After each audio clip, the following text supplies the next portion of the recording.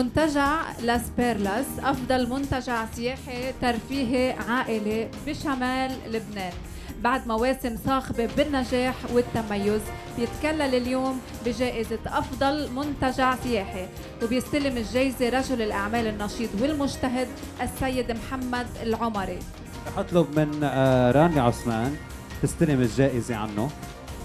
بدنا نقول له ألف مبروك، وخاصة منتجع لاس بيرلاس من أهم المنتجعات بشمال لبنان اللي اشتغلوا وتعبوا وعطوا الصورة الحلوة عن الشمال وعن لبنان كلياته.